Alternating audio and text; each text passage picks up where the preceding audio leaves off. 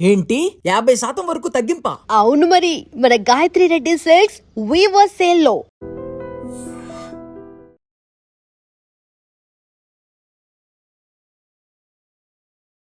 And gentlemen, welcome to I dream media. నేను ప్రియదర్శన్.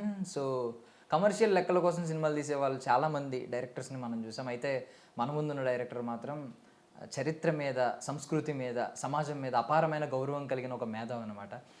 1988 ఆ టైంలోనే కొమరం భీం గురించి, ఆ గిరిజన యోధుడి గురించి, ఆ పోరాట యోధుడి గురించి ఎవరికీ తెలియని టైంలో ఆయన, చాలామందికి తెలియని టైంలో ఆయన ఆ సినిమాని తీసుకున్నారు. 20 ఏళ్ళు ఆ సినిమా కోసం, రిలీజ్ కోసం వెయిట్ చేసి ఆఖరికి రిలీజ్ చేసి ఈరోజు నంది అవార్డ్స్ అందుకున్న వ్యక్తి ఆయన. బెస్ట్ ఫిల్మ్ డైరెక్టర్గా కానీ, ఫిల్మ్ మేకర్గా కావచ్చు, స్క్రీన్ ప్లే రైటర్గా కూడా నంది అవార్డ్స్ అందుకున్న వ్యక్తి. ఈవెన్ గద్దర్ అడ్వైజర్ మెంబర్గా ఆ గద్దర్ టీంలో కూడా ఉన్నారనమాట, గద్దర్ అవార్డ్స్ టీంలో. సో అల్లాని శ్రీధర్ గారు మనతో పాటు ఉన్నారు. ఇండస్ట్రీ గురించి కొన్ని విషయాలు ఆయనతో మనం మాట్లాడదాం. సార్ నమస్తే. సార్ నమస్కారం అండి. బాగున్నారు సార్? ఐఎమ్ గుడ్ సార్, మొన్నే సింగీతం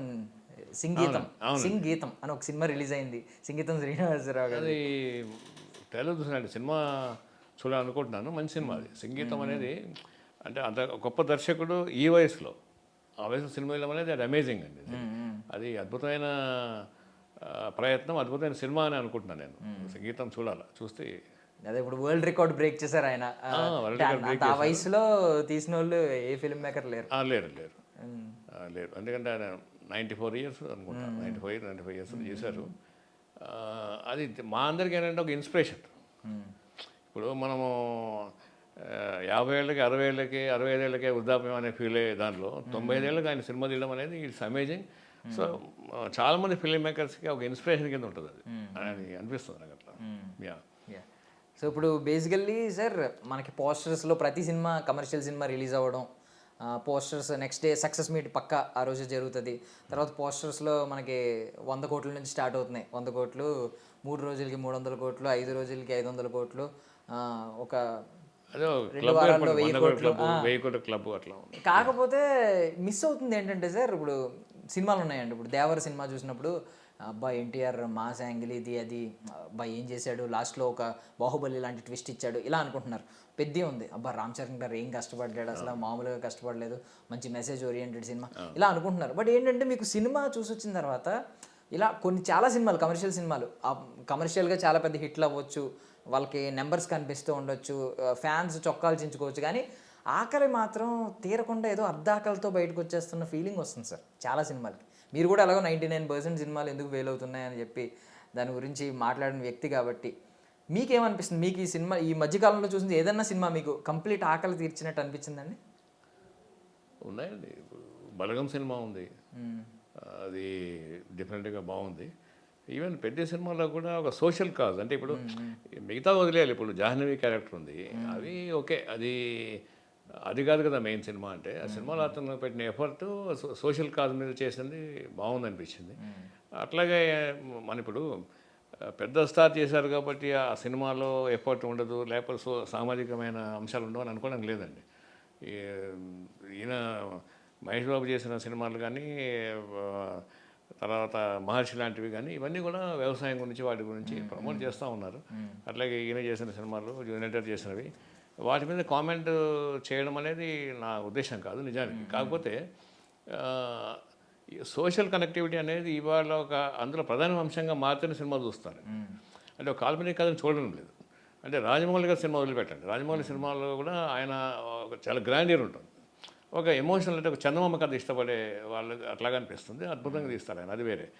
కానీ సోషల్ యాంగిల్ లేకుండా, సోషల్ కనెక్టివిటీ లేకుండా అమెరికాన్ సినిమా తీయట్లేదు, అట్లాగే రామ్ చరణ్ తీయట్లేదు, సుకుమార్ తీయడం లేదు. అంటే నేనేమన్నా అంటే వీళ్ళు కనెక్ట్ అవుతున్నారు. ఇప్పుడు ఇది వెరీ గుడ్ ఆస్పెక్ట్ అను ఇప్పుడున్న దాంట్లో.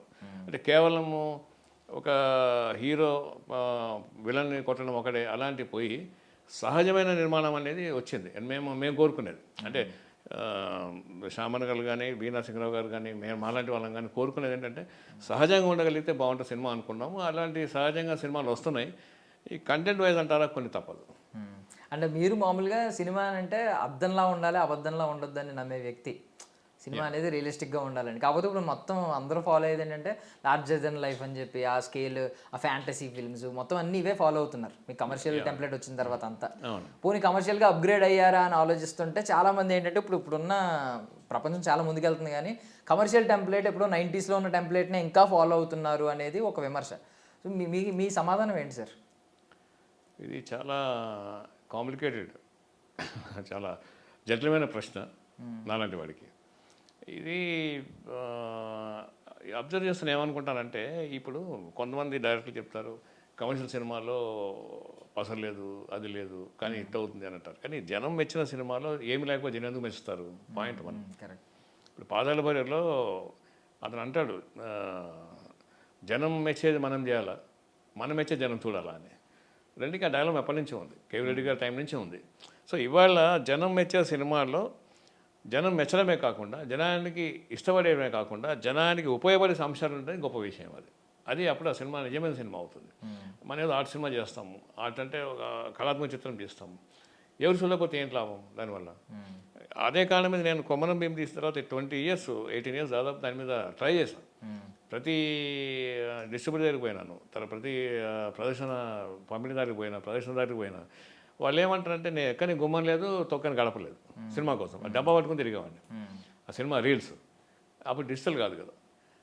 అయితే వాళ్ళు ఏంటి, ఎవరు చూస్తారు సినిమా? కొమ్మరం భీమ్ అంటే ఎవరికి తెలుస్తుంది, ఎవరు చూస్తారు, సినిమాలో ఏం అంశం ఉందన్నారు. అట్లా అన్నవాళ్ళు 24 centersలో 50 రోజులు ఆడింది, 50 days ఆడింది. దీపక్ థియేటర్లోనే 4 shows ఆడింది, ఒక్క షో కూడా ఆడదన్న మిత్రులు నాకు ఉన్నారు.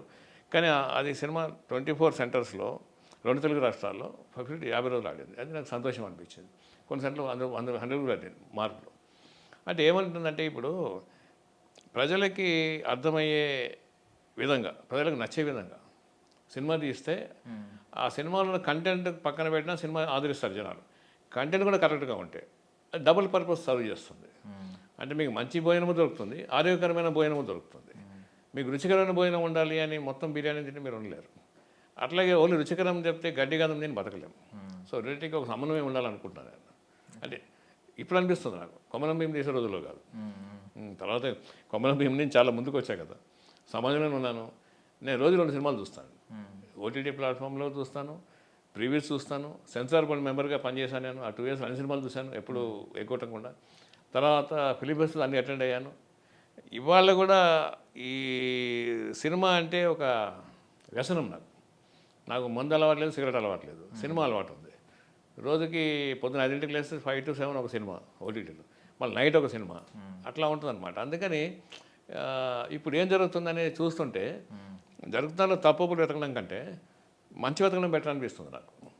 ఇది మనది కాదు, ఇది కమర్షియల్ సినిమా, ఇది ఆర్ట్ సినిమా, ఇది అర్థవంతమైన సినిమా, అనర్థమైన సినిమా అని మనం కేటగిరీ వేయలేం.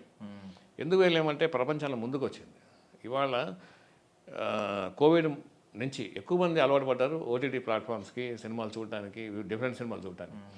ఇవాళ నేను తీసిన రోజుల్లో, కొమ్మరం భీమ్ తీసే రోజుల్లో, లేకపోతే అంత తర్వాతనో ఫిలిం ఫెస్టివల్కి వెళ్ళే ఛాన్స్ నా ఒక్కడికే తక్కువ మందికి ఉండేది. నేను హైదరాబాద్ ఫిల్మ్ క్లబ్లో కూడా మెంబర్గా ఉన్నా, ప్రెసిడెంట్గా కూడా చేసేదానికి, అధ్యక్షుడిగా ఉన్నా. అయితే ఇప్పుడు అలాంటి ప్రతి వారికి ప్రతిరోజు ఫిలిం ఫెస్టివలే, ప్రతి వ్యక్తికి కూడా. మీరు ఫిలిం ఫెస్టివల్ కార్డు అక్కర్లేదు, ఇంట్లో కూర్చుంటే చాలు మీకు. అన్ని సినిమాలు, సత్యదేవ సినిమాలన్నీ ఉన్నాయి. తర్వాత ఇప్పుడు వస్తున్న ఇండిపెండెంట్ సినిమాలు కానీ, లేదా ఇప్పుడు వస్తున్న అద్భుతమైన సినిమాలు కానీ అన్నీ మీకు అవైలబుల్ ఉన్నాయి. ఇవి చూస్తున్న ప్రేక్షకులు మీరు కమర్షియల్ తీస్తారా, ఆర్ట్స్ సినిమా పక్కన పెట్టండి, ఆ స్టాండర్డ్స్ మాత్రమే తీయాలి మీరు అని. అందుకనే ఇప్పుడు తమిళ్లో కానీ బైసన్ లాంటి సినిమాలు వస్తున్నాయి, తర్వాత జై భీమ్ లాంటి సినిమాలు వస్తున్నాయి. సో ఇప్పుడు వస్తున్న సినిమాలు తెలుగులో కూడా మంచి సినిమాలు వస్తున్నాయి. సో వీటన్ని చూస్తుంటే ట్రెండ్ మారిందండి. అంటే ట్రెండ్ మారింది, మా అభిప్రాయం కూడా మార్చుకోవాలి. అందుకని నేను మా అభిప్రాయం మార్చుకున్నా. ఏది కమర్షియల్ అంటే అంటరాని సినిమా కాదు, అది మనం చూసి ఎంజాయ్ చేసే సినిమానే. ఏ సినిమా చూసినా నాకు కళ్ళమణీళ్ళు వస్తాయి. ఈవెన్ హీరో చెల్లెని పట్టుకుని చేసినా కూడా నాకు కళ్ళమణీళ్ళు వస్తాయి. దాని పర్పస్ అంతవరకే ఉంటుంది, ఇంకేముంటుంది. సో ఇప్పుడు అందుకే అప్గ్రేడ్ అవుతున్నారు. ఇప్పుడు ఎలాగో లవ్ స్టోరీ ఒకటి వస్తుంది, ఒక ఎలాగో ఒక క్రైమ్ థ్రిల్లర్ ఏదో సంథింగ్, ఒక వెబ్ సిరీస్కి ఒకటి ప్లాన్ చేసుకున్నారు సార్. ఇంకోటి ఏంటో మహిళల లైంగిక వేధింపుల గురించి కూడా ఒక టీనేజ్ అమ్మాయి అనుకుంటా కదా, టీనేజ్ అమ్మాయి రీసెర్చ్ చేసి సంథింగ్ దాని గురించి ఇప్పుడు చేస్తాం. అది ఒకటి ప్లానింగ్ ఉంది. మంచి మంచి ప్రాజెక్ట్స్ అన్ని లైన్ అప్ పెట్టుకున్నారు. కాకపోతే నాకు చెప్తే నేను ఓటీటీ వాళ్ళు నాకు ఇంకొక చెప్పండి, బయట చెప్పడానికి లేదు. Okay, okay. బట్ ఒక అప్పటి అవును. శ్రీధర్ గారి గురించి ఒకసారి అడుగుతున్నాను సార్. యాక్చువల్లీ నిజంగా మీరు రూపాయి కూడబెట్టుకున్న సంపాదించుకున్న డబ్బు అది తీసుకెళ్ళి నిజంగా అప్పటికి ఎవరికీ తెలియదు. కొమరం భీం ఎన్టీఆర్ గారు చేసేసరికి దానికి ఒక హైప్ వచ్చింది. రాజమౌళి గారు ఇంకా హైప్ తీసుకొచ్చారు. బట్ మీరు ఆ రోజుల్లో చేసినప్పుడు నిజంగా ఆదిలాబాద్ ఫారెస్ట్ ఏరియాలోకి వెళ్ళి షూట్ చేసి అక్కడ రీసెర్చ్ చేసి ఇదంతా చేశారు. అయిపోయింది, స్లీప్ కూడా లేదు మాకు అప్పుడు, నో స్లీప్. ఎందుకంటే అప్పుడు కొమరం భీం యాక్ట్ చేసిన భూపాల్ రెడ్డి గారు చాలా ప్యాషనెట్గా, అంటే దమ్మి ఉన్న వ్యక్తి. అతనికి ఆయన అడవి జీవితం తెలుసు, ఆదివాసీ పోరాటం తెలుసు. అట్లాగే రైటర్గా ఉన్నారు ఎస్ఎం ప్రాణరావు గారు. ఆయన కూడా అద్భుతమైన పోయిటరీ రాశారు. తర్వాత వీళ్ళంతా కూడా ఒక డిఫరెంట్ స్కూల్ చెందిన వాళ్ళు. సో నేను కూడా అప్పుడు ఏమంటారు దాన్ని, చాలా భావేశంతో ఉన్నాను, భావోద్వేగంతో ఉన్నాను, ఎమోషనల్గా ఉన్నాను. అడవుల్లో తిరిగాము, అడవుల్లో జొన్న గట్టక తిన్నాము. అవి అప్పుడు వెహికల్స్ ఏమున్నాయి, ఇప్పుడు మనం రోడ్డు మీద పోవాలంటే వెహికల్ చూస్తాము, అంటే మాలంటూ. అక్కడ ఆ రోజు వెహికల్ ఏం లేదు, కొండ మీద నడుచుకుంటూ పోవడమే. ఈ పొద్దున మొదలు పెడితే మధ్యాహ్నం చేరుకుంటాం పైకి. సో అక్కడ రాత్రిలో మీకు ఏముండదు, అక్కడ ఒక గుడిసెలు ఉంటాయి అంతే. అక్కడ పాములు, తేళ్ళు అన్నీ ఉంటాయి. అయినా కూడా దాన్ని మనము ఒక పరిశోధన భాగంగా ఒక ఎంజాయ్ చేసాం. అంటే ఆ రోజు తలుచుకుంటే అసలు అదే ఒక సినిమాలాగా అనిపిస్తుంది. ఇప్పుడు నేను ఏ స్టూడియో నాకు ఉంది కాబట్టి ఎప్పుడైనా నేను సినిమా తీస్తాను. ఇది కొమరం భీంలో మేము ఎట్లా, మా టీం ఎట్లా పనిచేసింది, అప్పుడు పరిస్థితులు బట్టి ఇప్పుడు మాకు ఈజీ ఏఐ ద్వారా చేయటం, ఏఐ కానీ మిగతా కానీ. సో అలాగా అది ఒక దగ్గర షూటింగ్ చేస్తుంటే ఇంకో దగ్గర పుల్లు వచ్చేసి పశువులను కొట్టి వెళ్ళిపోయేది. షూటింగ్ చేసిన తర్వాత మా ఆర్టిస్టు, తెలంగాణ శకుంతల అనే ఆర్టిస్ట్ ఉండే, ఆమె అసలు కూర్చొని లేచింది. లేస్తే కింద పెద్ద నల్ల తేలని, పెద్ద తేలది బాగా వెళ్ళిపోయింది ఆమె. తర్వాత జ్వరాలు వచ్చినాయి అప్పటికి. అప్పుడు చాలా పోరాటాలు జరుగుతున్న టైం అది. అన్నిటికీ కూడా మనకు అనుకూలంగా, సానుకూలంగా ఉంది కాబట్టి ఆ కొమరం భీం అనే ఒక కాన్సెప్టే మా అందరిని నడిపించింది ముందరికి. నేను కూడా అందులో చిన్న క్యారెక్టర్ చేశాను, తుపాకీ వేసుకొని ఫస్ట్ చనిపోయేది నేనే. అది అయితే మేము అదే అట్లా మళ్ళీ డ్రెస్ చేంజ్ ఏం లేదు. ఇక షూటింగ్ అయిన తర్వాత అదే తుపాకులు వేసుకోవాలి, ఇక అట్లనే రావాలి, రోడ్డు మీదకి రావాలి, నడుచుకుంటూ పోవాలి, మళ్ళీ మన దగ్గరికి పోవాలి, గెస్ట్ హౌస్కి పోవాలి. గెస్ట్ హౌస్ అంటే చిన్న ఏరియా అది. సో అదంతా ఒక అద్భుతమైన అనుభవం అది. కాకపోతే నాకు బాధ ఏమనిపిస్తుంది, ఇంత కష్టపడి సినిమా తీసాము, ప్రభుత్వం కూడా మనం హెల్ప్ తీసుకున్నాము, సొంతంగా అప్పులు చేసాము, ఎన్ని చేసినా కూడా సినిమా రిలీజ్ కాకపోతే ఏమైందంటే చాలా పెద్ద చెప్పారు సినిమా గురించి, ఏం లేదనుకునే ప్రమాదం. అందుకని దానికి వెంటబడి పట్టుబట్టి అందరినీ కూడా కన్విన్స్ చేసి పోట్లాడి అవసరమైతే అన్నీ చేసాం, సినిమా రిలీజ్ చేసాం. చేసిన తర్వాత సినిమా మంచి పేరు తీసుకొచ్చింది. ఇవాళ చెప్పాలంటే 8వ క్లాసు పాఠ్య పుస్తకంలో ఒక పాఠ్యాంశంగా ఉంది. అది మన సినిమా గురించి ఒక పాఠం ఉంది, దాంట్లో కొమరం భీం గురించి రాస్తూ దర్శకుడు అల్లాన సార్ 20,000 కష్టపడలేని రాశారు దాంట్లో. అట్లాగే భూపాల్ గురించి అన్న గురించి రాశారు. సో అంటే పాఠాలు ఎక్కువ చదువుకునే వ్యక్తి పాఠ్యాంశంగా మారడం అనేది నా జీవితంలో జరిగింది. చిన్న విషయమే కానీ నాకు చాలా మంచిగా అనిపిస్తుంటుంది. ఎప్పుడన్నా పాఠం చూసి చదువుతుంది, ఇప్పటికీ ఉంది అది. అన్ని 2 తెలుగు పుస్తకాల్లో. 8th క్లాస్లో టెక్స్ట్ బుక్ పుస్తకాల్లో మీ పేరు, నా పేరు, సినిమా పేరు, నా పేరు, అన్ని మంచి సినిమా గురించి ఒక అధ్యాయం ఉంది, ఒక చాప్టర్. అంటే కళారూపాల్లో మంచి కళారూపాలు ఏముంటాయి దాంట్లో ఇది మెన్షన్ చేస్తూ ఇది అవార్డు సాధించింది అరవింద్ సార్ డైరెక్టర్ దీనికి అని రాశారనమాట. ఇక అంతకుమించి మనకి అవార్డు ఏముంటుంది ఒక పాఠ్యపుస్తకంలో మన గురించి రావడం కంటే, అట్లా అనిపించింది. తర్వాత రఘువీర భారతం తీసుకురాం, అది కూడా అకే నాగేశ్వరరావు గారు, దాసనారాయణరావు గారు వాళ్ళ మీద తర్వాతగా అట్లా వరుసగా సినిమాలు చేసుకుంటూ వస్తున్నాం. అయితే ఎలా ఉంటుందంటే నా గురించి చెప్పుకోవాలంటే నేను రూపం మార్చుకుంటూ వచ్చాను. మామూలుగా ఈ డ్రాక్యులా సినిమాలు చూపిస్తుంటారు, అది నేరం కానీ దుశ్శక్తి కానీ నిర్మూలన కాదు, రూపం మార్చుకుంటుంది. క్రియేటివిటీ కూడా అంతే. నేను 16 సినిమా తీసిన తర్వాత 35 తీశాను, తర్వాత టీవీ సీరియల్ చేశాను, తర్వాత ఓటీటీకి చేశాను, తర్వాత యాడ్స్ చేశాను, ఇప్పుడు మళ్ళీ ఏఐలో చేస్తున్నా. నేనే రూపం మార్చుకుంటూ వస్తున్నాను అనమాట కాలం తగ్గట్టుగా. ఈవెన్ అదే మీ దుశ్శక్తి కాదు, నేను ఒక మామూలు శక్తి. అదే మీ నిజంగా కొన్నిసార్లు అర్థం కాదు మీ ఆరాని క్యాలిక్యులేట్ చేద్దాం. ఎందుకంంటే స్టార్ట్ అయ్యింది ఇలాగా కొమరం భీంతో స్టార్ట్ అయిన తర్వాత 16 సినిమా అది 16 అంటే నేను ఫస్ట్ సినిమా అదే. తర్వాత ఎక్కువ ఎక్స్పెరిమెంట్ చేయలేదు. మేము బాంబేని తెప్పించి 16 అనేది చాలా జాగ్రత్తగా చేయాలి దాన్ని, ఎక్స్పోజర్ అంతా కూడా అట్లా చేసేవాళ్ళం. Ragulutunna Bharatam social angry kind of film. అవును, yeah. సో అలాంటి సినిమాలు చేశారు. తర్వాత భక్తి రస మొత్తం డివోషనల్ కైండ్ ఆఫ్ సినిమాల్లోకి వచ్చారు. లైక్ బుద్ధుడు కానీ బుద్ధ ఇలా బయోపిక్స్ తీశారు వాటి మీద. అవునండి. ఈవెన్ హనుమాన్ మీద కానీ, బాలాజీ చిలుకూరు బాలాజీ గారి మీద కానీ, ఐ మీన్ దేవుడి మీద కానీ. అవును. సో ఇలాంటి సినిమాలకు వచ్చారు. ఈవెన్ సీరియల్స్లో మీకు ఆదిపరాశక్తి బాగా ఫేమస్ అయింది కదా సార్. సాయి శరణం బాగా ఓం సాయి శ్రీ సాయి జయ జయ సాయి అనేది అప్పుడు టీవీకి హారతి ఇచ్చేవాళ్ళు ఆ రోజుల్లో. తర్వాత ఆదిపరాశక్తి, తర్వాత అష్టలక్ష్మి వైభవం, ఇక అది మైథలాజికల్స్ హిస్టారికల్స్ అన్ని సినిమాలు టీవీలో చేశాను. బుద్ధ చేశాను. బుద్ధ కూడా ఇప్పుడు మీరు యూట్యూబ్లో చూడండి, దాదాపు 1,00,00,000 మంది 2 గంటలు చూస్తుంటారు, వ్యూస్ ఉంటాయి అట్లా. తర్వాత అది దాదాపు 5-6 రాష్ట్రాల్లో డిఫరెంట్ సెంటర్స్లో 100 రోజులు ఆడింది, 50 days 100 days ఆడింది. అదొక డిఫరెంట్ జోనర్లో ఉన్న సినిమా అది బుద్ధ. దానికి శివానందమూర్తి గారు మా గురువు గారు, ఆయన దానికి రచన. తర్వాత రాజ్ కందుకూరి గారు చాలా పాపులర్ డైరెక్టర్, ఫిల్మ్ మేకర్, ఆయన నిర్మాత, ఆయన దానికి నిర్మాత అనమాట. సో వారి అనుభవం చాలా ఉపయోగపడింది ఆ సినిమాకి. రాజ్ కందుకూరి గారు కానీ వీళ్ళంతా ఆ సినిమా చేశాము. దాని తర్వాత అది బైలింగ్యువల్ తీశారు కదా సార్, హిందీ తెలుగు తీశారు అప్పుడు. హిందీ తెలుగు. అట్లాగే తులసిదాసు హనుమాన్ చాలీసా హిందీ తెలుగు. ఇట్లా చేసుకుంటూ వస్తున్నాం. అంటే నాకు ఇప్పుడు ఏమవుతుందంటే మనం ఇది తప్పితే వేరే తెలియదు కాబట్టి వేరే పని తెలియదు మాకు. దానిలోనే తినాలి, దానిలోనే అప్పు చేయాలి, దానిలోనే బతకాలి, దానిలోనే అప్పు తీర్చాలి. Simple logic. బేసికల్లీ ఒక క్రియేటివ్ పర్సన్ ఎవరికైనా, దట్టు మీరు క్యాప్టెన్ ఆఫ్ ద షిప్ కాబట్టి ప్రతి సినిమాలో ఒక ఈగో ఉంటుంది, క్రియేటివ్ ఈగో ఉంటుంది. అంతమందిని హ్యాండిల్ చేయాలి. దట్టు ఏంటంటే కొన్నిసార్లు ఇదంతా ఉంటుంది. బట్ బుద్ధుడి ఫిలాసఫీ మొత్తం మీరు జర్నీ రీసెర్చ్ చేశారు కాబట్టి ఆ టైంలో మీలో ఏమన్నా మార్పులు వచ్చినాయి సార్? మీ సైకలాజికల్ డెఫినెట్గా వచ్చిందండి. మంచి క్వశ్చన్ అడిగారు మీరు. అయితే ఏమవుతుందంటే అంతకుముందు అగ్రెసివ్గా ఉండేవాడిని నేను జీవితంలో కూడా. సినిమాలో అట్లాగే ఉండే, కొమ్మన మేము లాంటి సినిమాలు తీసినా ఏం తీసినా ఇక నేనే అనుకునేవాడిని. నేనే ఈ సినిమా కర్తని కర్మని క్రియని అనుకునేవాడిని. కానీ బుద్ధ తీసిన తర్వాత గురుగారితో ఆయనతో చాలా గంటలు ఆయన విన్న తర్వాత ఉపదేశాలు కానీ ప్రవచనాలు కానీ అనిపించింది మనం పార్ట్ ఆఫ్ ద యూనిట్. అంతే, పార్ట్ అంటే ఒక ప్రయాణంలో మనం భాగమే. మనం ప్రయాణం కాదు, ప్రయాణం లీడు కాదు, వీఆర్ పార్ట్ ఆఫ్ జర్నీ. అందుకని బుద్ధ తర్వాత ఆ బుద్ధత్వం అనేది నాలో కూడా ఏర్పడింది.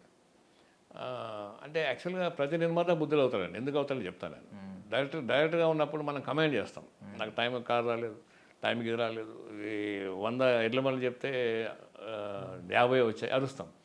ప్రొడ్యూసర్ అయ్యారనుకోండి, అప్పుడు మనకు తెలుస్తుంది ఎక్కడి నుంచి ఎడ్ల బండ్లు వస్తాయి, ఎంత ఖర్చు అవుతుంది, ఎంత అవుతుంది, దీనికి ఎప్పుడు వస్తుంది, ఏం సంగతి, ఎవరి మూడ్ ఎట్లా మనము డిస్టర్బ్ కాకుండా కాపాడుకోవాలి అనేది. అప్పుడు మనం ఏమవుతామంటే పని, ఇప్పుడు ఈ సినిమా ఇండస్ట్రీలో మీడియాలో పని చేయించుకోవడం ఉండదు, పని తీసుకోవడం ఉంటుంది. మీ దగ్గర పని తీసుకోవాలి. మీరు ఒక కెమెరామెన్ అనుకోండి, అది కెమెరామెన్ ఉన్నారు, మీరున్నారు, డైరెక్టర్ ఉన్నారు, లేదా ఇంకొకరు ఉన్నారు, డైరెక్టర్ అయినా ప్రొడ్యూసర్ అయినా, వాళ్ళ పని తీసుకోవాలి. పని మనం కమాండ్ చేయలేం డబ్బులు ఇచ్చినా కూడా. ఎందుకు చేయట్లేదు అంటే అది క్రియేటివిటీ ఇబ్బంది అయిపోతుంది. ఇప్పటి నుంచే ఉన్నది ఇది. అందుకని క్రియేటివ్ ఈగో అనేది వర్క్లో ఉండదు, ఫలితం వచ్చాక ఉంటుంది. ఇది నాదే, ఇది నేనే అని అనుకుంటాం, వేరే బయట కనం లోపల అనుకుంటాం. కానీ చేసినంతకాలం ఇది నాది కాదు మనదే అనుకుంటాం. అట్లా అంటేనే ముందుకు పోతుంది. సో అందుకని ఈగోకి ఆస్కారం తక్కువ అనుకుంటా. అంటే ఇప్పుడు ఆ నంది అవార్డు నాదే. అదే మన కొమరం భీమ్కి వచ్చింది నంది అవార్డు. కొమరం భీమ్కి వచ్చింది వేరే, ఇదేమో ఒక సీరియల్కి వచ్చింది, cartoon best screenplay award, స్క్రీన్ ప్లేకి వచ్చింది. కొమరం భీమ్కి నాకు ఉత్తమ కాటమరాజు కథలు అని ఇది దీనికి స్క్రీన్ ప్లే అవార్డు. ఇది టీవీ సీరియల్. టీవీ సీరియల్ చాలా చేశాను నేను. నిర్మాతగా చేశాను, దర్శకుడిగా చేశాను, రచయితగా చేశాను. చాలా సినిమాలు నేను రైటర్గా ఉంటాను నా వర్క్స్కి. కొమరం భీమ్కేమో ఉత్తమ తొలిచిత్ర దర్శకుడు వచ్చింది, ఫస్ట్ డైరెక్టర్. ఉత్తమ దర్శకుడు, ఉత్తమ నిర్మాతగా వచ్చింది. అట్లా 3 అవార్డ్స్ తీసుకుంది దానికి. తర్వాత అది కొమరం భీమ్ ఫౌండేషన్ వాళ్ళు నేషనల్ అవార్డు అది కూడా నాకు ఇచ్చారు. కొమరం భీమ్ మనోడు దానికి చైర్మన్ సాహూరు అని, కొమరం సాహు. సో వీళ్ళంతా ఇట్లా జరిగినాయి. ఈ కొమరం భీమ్ అనేది ఒక అద్భుతమైన అనుభవాన్ని, అద్భుతమైన గుర్తింపుని ఇచ్చింది నాకు. అంటే కాకపోతే సార్ అది 2000 ఎప్పుడు సార్ 10లో రిలీజ్ అయింది కదా, 2010. అవార్డు ఎప్పుడు వచ్చింది సార్? నంది అవార్డు 1990. అప్పుడు వచ్చి నంది అవార్డు వచ్చిన తర్వాత కూడా ఎందుకు సార్ 20 ఏళ్ళు పట్టింది అసలు? అంటే రిలీజ్ చేయడం అనే వ్యవస్థ మన చేతుల్లో లేదు కదా, పంపిణీ లేదు. ఇప్పటిలాగా ఓటీటీ ప్లాట్ఫామ్స్ అంత ఈజీగా ఏమి లేదు. అయితే అప్పుడు ఏంటంటే ప్రతిదీ సినిమా ప్రింట్ తీసుకోవాలి, రిలీజ్ చేయాలి థియేటర్స్లో. దానికి ఒక డిస్ట్రిబ్యూటర్ దొరకాలి, ఆ థియేటర్ వాళ్ళు ఒప్పుకోవాలి, అవన్నీ నెట్వర్క్ ఉండింది. సో అయితే ఈ సినిమా చూసి కొమరం భీమ్ అనగానే ఎవరు కొమరం భీము, ఎవరు చూస్తారు, ఎందుకు కొమరం భీమ్ అనేవాళ్ళు. అక్కడి నుంచి ఇక అది సినిమా రిలీజ్ అయ్యి వచ్చిన తర్వాత ఇక అప్పుడు అది కొంచెం అందుకుంది, బాగానే చూసినప్పుడు. అది 18 ఏళ్ళు పట్టింది, 18 ఏళ్ళు 20 ఏళ్ళు పట్టిన సినిమా వేరే చరిత్రలో మనకు కనబడదు దాదాపు. అంత టైం ఉన్నా కూడా, అంటే గొప్ప విషయం ఏంటంటే 18 ఏళ్ళు పట్టినా కూడా దానిలో ఉన్న థిమాటిక్ వాల్యూ అది మారకపోవడం, జనం నచ్చటం. అంటే ఒక నిజమైన ప్రయత్నం చేస్తే, ఒక నిజాయితీ ఉంటే అది ఎప్పుడైనా ఓకే అంటారు ప్రజలు అని అనిపించింది నాకు. లేకపోతే దానికి కాలం అనేది దాన్ని కాలహరణం అంటారు కదా, కాలదోషం అంటారు. కాలం ఏం చేస్తుందంటే ఏదైనా మార్చేస్తుంది. అందమైన అమ్మాయిని ముసలి అమ్మాయిని చేస్తుంది, పచ్చని చెట్టుని మోడి చేస్తుంది. కానీ ఈ సినిమాని కాలం ఏం చేయలేకపోయింది. అది ఒక అదృష్టం అనుకోవాలి. కాకపోతే అంటే ఇప్పుడు స్టార్టింగే ఒక మంచి శుభారంభమే జరిగింది, లైక్ అవార్డు వచ్చి ఇదంతా మీకు ఒక బూస్ట్ ఇచ్చింది. కాకపోతే 20 ఏళ్ళు అదే రీల్ని డబ్బాలో పెట్టి ఉంచడం అంటే ఎంత మెంటల్ పేషెన్స్ ఎంత కావాలి సార్ అసలు. అయితే ఒకసారి అనిపించింది మాత్రం, ఈ డబ్బాలు తీసుకుపోయి ట్యాంక్ వల్ల పడేసి ఎట్లుంటుందా అనుకున్నాను నేను. కానీ మళ్ళీ అనిపించింది ఆ రైట్ నాకు లేదు అనిపించింది. ఇప్పుడు అది సూసైడ్ కంటే మహాపాపం. సూసైడ్ అంటే మన నిర్ణయం, అది నా శరీరం ఉండాలక్కర్లేదు, జీవితం ముగించుకోవాలక్కర్లేదు అని తప్పవో నిర్ణయం తీసుకోవచ్చు. కానీ ఒక సినిమాని, చూడాల్సిన సినిమాని నేను డబ్బాలు పడేయడం అనేది కుదరదు. అందుకే నేను చేసిన పెళ్ళైన తర్వాత మా మ్యూజిక్ ఒకటే చెప్పిన, మనకున్న ఆస్తి ఈ డబ్బా. దీన్ని అప్పుడు చాలా ఇళ్ళు మారినాం మేము, కిరాయిలు. తర్వాత ఈ చిత్రపల్లిలో సొంత ఇల్లు వచ్చింది, దిల్సాన్లో ఫ్లాట్ తీసుకుని అది వేరే. ఇల్లు మారినప్పుడు మేము డబ్బా అన్నీ ఏమైనా డబ్బా మాత్రం మోసుకెళ్తుండేవాళ్ళం అనమాట. అది చెప్పే కదా, ఈ కొమరం భీము నిర్మాణము, కొమరం భీము దాని రిలీజు, దాన్ని మేము పడ్డ బాధలు ఒక బయోపిక్ అవుతుంది.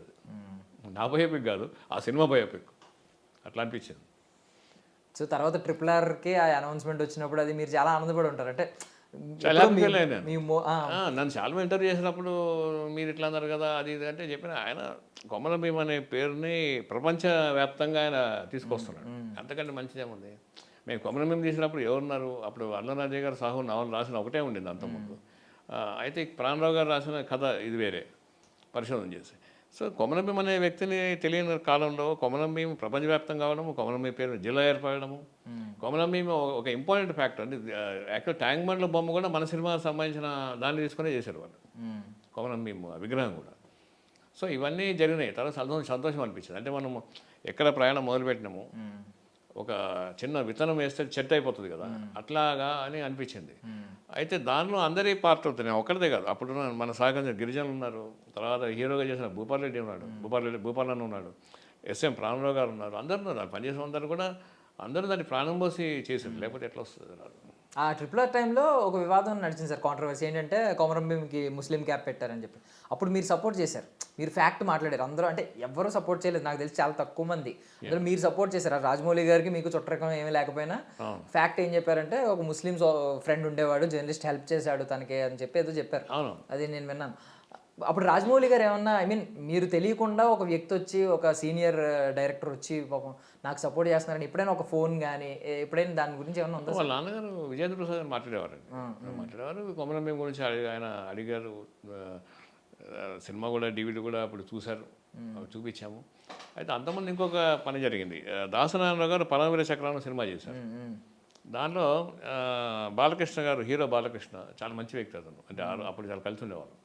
ఆ హీరో బాలకృష్ణ గారు 2 పాత్రలు చేస్తారు అందులో. ఒక ఆయన సైనిక అధికారి, ఇంకో అతనేమో సినిమా యాక్టర్, సినిమాలో కూడా. అందులో రావణ బ్రహ్మ అనే ఒక సినిమా కోదండకృష్ణ గారు డైరెక్ట్ చేస్తారు. ఇంకో దానికేమో ఆయన ఉన్నారు కదా, బోయపాటి శ్రీను గారు, కొమరం భీమ్ అనే పాట ఉంటుంది దాంట్లో, దాన్ని నేను డైరెక్ట్ చేస్తాను. నేను సినిమాలో కనబడతాను. ఓకే. నేను గురుగారు నన్ను పిలిచినప్పుడు ఆశ్చర్యపోయాను, దాసరి గారిని. నీ సినిమా కదా నువ్వే డైరెక్ట్ చేయన్నారు. అది ఏంటి, నేను అసలు ఎట్లా అంటే, నేను ఇక్కడి నుంచి టాప్ కొట్టుకుని మళ్ళీ కింద పడ్డాను నేను. అట్లా మనసులో అట్లా అనిపించింది. ఆ సినిమాలో ఆ పాట ముందు, బాలకృష్ణ గారు పాట ముందు నేనే యాక్షన్ చెప్తాను, యాక్షన్ కట్ చెప్తాను. అది ఒక అదృష్టం. ఆ షూటింగ్ జరిగిన 8 రోజులు 10 రోజులు నేను ఉన్నా అక్కడ, గురుగారు పక్కనే ఉండేవాడిని. అప్పుడు ఆయన బాగా రిసీవ్ చేసుకున్నారు బాలకృష్ణ గారు. అది బాగా మంచి హిట్ అయింది ఆ సాంగ్ కూడా, అదంతా కూడా. అదొక అనుభవం. తర్వాత మళ్ళీ రాజమౌళి గారు చేయడం ఒకటి. తర్వాత ఈ యాక్చువల్గా కొమరం భీమ్ అనేది పార్ట్ 2 చేద్దామని ఎప్పటి నుంచి అనుకుంటున్నా, కానీ అది చూడాలి ఎట్లా కుదురుతుంది. అంటే ఆయన ఆయన తదనంతరం ఆయన ఇన్ఫ్లుయెన్స్ ఎట్లా సొసైటీ మీద ఉందనేది కావాలి. మీరు హిందీలో రీమేక్ చేస్తున్నారు అని చెప్పి మాకైతే ఒక అది కానీ సినిమా అనేది ఎట్లా ఉంటుందంటే అది అనుకున్నవన్నీ జరగవు. అది పాట ఉంది కదా, అది అనుకోలేమని ఆగవు. అందుకని ఇప్పుడు మాకు ఐడియా ఉంది. ఇప్పుడు మాకు స్టూడియోలో మేము ఏఐ బేస్డ్గా ఉన్నాం, టెక్నీషియన్స్ ఉన్నారు. కొన్ని బయోపిక్స్ చేస్తున్నాం వేరే వాళ్ళది. మనకు అద్భుతమైన బయోపిక్ స్టార్ట్ చేసాం, జరుగుతుంది. తర్వాత ఒక ప్రముఖమైన ఓటీటీ ఛానల్ కూడా చేస్తున్నాము. సో ఇవన్నీ జరుగుతున్నాయి. కాబట్టి ఇప్పుడు మనకి టెక్నాలజీ మన దగ్గరకు వచ్చిందండి. యాక్చువల్గా ఇప్పుడు కావాల్సింది ఏంటంటే ఇప్పుడు టెక్నాలజీ నా ఒక్కడికే కాదు, అందరికీ అందుబాటులో ఉంది. అది ఇప్పుడే కాదు, ఇంతకుముందు షార్ట్ ఫిల్మ్ తీసేవాళ్ళు, చిన్న సెల్ ఫోన్లో సినిమా తీసేవాళ్ళు కదా. ఇప్పుడు ఏదో ఇంకా బాగా చేయొచ్చు, రెండు కలపచ్చు. అయితే ఇప్పుడు నేనేమంటున్నానంటే ఇప్పుడు ఈ గన్ను మన చేతిలో ఉందనుకోండి, అది మన కంటెంట్, మన సంకల్పం, అది దేశం కోసమా లేకపోతే ఉగ్రవాదం కోసమా అనేది మన చేతిలో ఉంటుంది. సో ఇవాళ అలా ఉంది. అయితే కాకపోతే కొంచెం ఓరియంటేషన్ ఇవ్వాల్సిన అవసరం ఉంది యూత్కి. అంటే ఎవరైతే ఈ షార్ట్ ఫిల్మ్ తీస్తున్నారో వాళ్ళకి డిఫరెంట్ ప్లాట్ఫామ్స్ మీద ఎలా తీయాలి, కంటెంట్ వైజ్ ఎలా తీయాలి, టెక్నికల్గా మీరు కొడితే యూట్యూబ్లో ట్యూటోరియల్ వచ్చేస్తుంది ఎట్లా తీయాలని, ఏం చేయాలని తెలియాలి. ఆ కంటెంట్ కోసమే కొంచెం వర్క్ చేయాలి. నేను కూడా అప్పుడప్పుడు ఎవరన్నా కాలేజీలో పిలిచిన వెళ్ళి చెప్తుంటాము, మా సర్కిల్లో మేము డిస్కస్ చేస్తాము. దాని ఒక పెద్ద ప్రయత్నం కింద మారుదామని ట్రై చేస్తున్నాం. అంటే ఎలాంటి కంటెంట్ ప్రజలకి ఇవ్వాల్సి ఉంటుంది అనేది అవగాహన వస్తే చాలామంది తయారవుతారు ఫిల్మ్ మేకర్స్ అనేది ఒక డ్రీమ్. అది మై డ్రీమ్. సో యాక్చువల్లీ అంటే మీ రూపాల్లో మారుస్తూ వచ్చాను నాలో క్రియేటివ్గా అని చెప్పి అన్నారు. బట్ ఇన్సైడ్ శ్రీధర్ గారు లోపల ఏంటనేది మీరు తెలుసుకోవాలి. బికాజ్ ఏంటంటే ఒక సామాజిక స్పృహ కలిగిన వ్యక్తిగా సోషల్ యాంగ్రీ సినిమా తీయడం, అలాంటి వ్యక్తి మళ్ళీ డివోషనల్ వైపు రావడం, ఈ సామాజిక స్పృహ కలగడం అంటే ఎక్కువగా లెఫ్ట్ భావజాలాలు ఉంటాయి. భక్తి కూడా సమాజంలో భాగమే కదండి. అంటే అలా కదా, లెఫ్ట్ భావజాలాలు ఏమైనా ఎక్కువ ఉన్నాయా మీలో అని? బికాస్ కొమరం భీమ్తో స్టార్ట్ అయింది కదా ఇది, ఒక పోరాట యోధుడితో స్టార్ట్ అయింది. I'm a film maker. ఆ సినిమా కథ ఏం కోరితే అది మనం నేర్చుకుంటాం. ఇప్పుడు కొమరం భీమ్ గురించి అడవులు తిరిగాం, గౌతమ బుద్ధుడి గురించి బుద్ధ సర్కిల్ మొత్తం తిరిగాం, నేపాల్ దాకా పోయినాం. ఆయన ఎక్కడ లుంబినివనంలో పుట్టిన దగ్గర నుంచి అన్నీ పరిశోధించాము. తర్వాత స్వామి రామానందాన్ని ఒకటి తీసాం, రామానంద తీర్థం మీద, అది తీసినప్పుడు ఆయన డిస్కస్ చేసాం. అంటే ఫిల్మ్ మేకర్ జాబ్ కదా అది, ఆయన ఏం పని చేస్తున్నాడో దాని గురించి పూర్తి తెలుసుకోవాలి. అంటే మీకు ఇప్పుడు లెఫ్ట్ భావజాలాలు ఎక్కువ ఉంటాయా సార్ లోపల, లేదు డివోషనల్ కైండ్ ఆఫ్ పర్సన్స్? మన ఎక్స్రే తీయించాను, రిపోర్ట్ రాలేదు ఇంకా లోపల ఏముందని. మీకే రిపోర్ట్ రాలేదా? రిపోర్ట్ రావాలి. నేనేమంటానంటే లెఫ్ట్ రైట్ కాదండి, సమాజం కోసం తప్పించడమే ఒక కళాకారుడి పని. ఏ ఫిల్మ్ మేకర్ అయినా సరే, నువ్వు దేవుడి కథ చూపిస్తున్నావా, అందులో మంచి చూపించు. నువ్వు దేశం కోసం ఏదైనా వేరే కథ చూపిస్తున్నావా, అది మంచిగా చూపించు. నువ్వు అంటే చెడగొట్టేది విడగొట్టేది ఎందుకు తీయాలి మనము? అది తీయకూడదు అనుకుంటాను నేను. మీరు వేసి సినిమా తీసినా ఏం తీసినా, నేను సాయిశంలో తీశాను, అది చాలా డిఫరెంట్గా తీశాను. సాయిశంలో ఆ రోజుల్లో పెద్ద హిట్. అది తర్వాత ఆదిపరాశక్తి చేశాను, అందులో కూడా డిఫరెంట్ వాదాలు పెట్టాము మేము. అంటే ఇప్పుడు కొలెక్టివ్గా ఇప్పుడున్న వర్తమాన సమాజంలో ఉన్నవన్నీ కూడా నేను చూపించాను దాంట్లో. ఇప్పుడు మాయాబజార్ సినిమా ఉంది, మాయాబజార్లో అన్న వదిన, తర్వాత బావ మరిది, మనదలు, ప్రేమలు ఉన్నాయి కదా. కాస్ట్యూమ్ మాత్రమే పౌరాణికం, బట్ మొత్తం భావాలన్నీ, భావోద్వేగాలు, ఎమోషన్స్ అన్నీ కూడా సామాజికము, సమకాలీనం. సో నేను అదే ఇష్టపడతాను యాక్చువల్గా. సో అందుకని ఏది లెఫ్ట్ ఏది రైటు అనేది కాకుండా సినిమాకి ఏది రైట్ అని ఆలోచిస్తాం. మీ దృష్టిలో ఏంటి సార్ సక్సెస్ అంటే? అంటే ఇప్పుడు స్టార్టింగ్ నంది అవార్డులు గెలుచుకోవడం అంటే అదేం, మీరు కూడా అన్నారు ఇప్పుడు అవార్డ్స్ గురించి రెండు రకాల మాటలు మాట్లాడారు. అంటే ఫెయిర్గా ఉండాలి, ట్రాన్స్పరెంట్గా ఉండాలి, దాని ఆత్మ అలా మిగలాలి అని చెప్పి ఒకవైపు అన్నారు. మీకు అలాగ వచ్చిన అవార్డ్సే ఏ బ్యాక్గ్రౌండ్ లేకుండా వస్తే నంది అవార్డు లాగా బ్యాక్గ్రౌండ్ లేదు అసలు. నాకు తెలియదండి, మీరు నమ్మరు. నేను ఎక్కడంటే చెన్నైలో ఉన్నప్పుడు, నేను చెన్నైలో చాలా డిప్రెషన్లో ఉన్నా. ఈ ఒక సముద్రం దగ్గర కూర్చున్నాను, సముద్రం దూకలేదు కానీ దూకేంత లెవెల్లో మనసులో అల్లకల్లంగా ఉంది. ఎప్పుడు రిలీజ్ అవుతుంది సినిమా, ఎట్లా చేస్తాము, ఏంటి, దీన్ని ఎట్లా కంప్లీట్ చేస్తాము, కంప్లీట్ అంటే దాని చక్రం కంప్లీట్ అవ్వాలి కదా, సినిమా తీయడమే కాదు కదా, జనాలకు వెళ్ళాలి.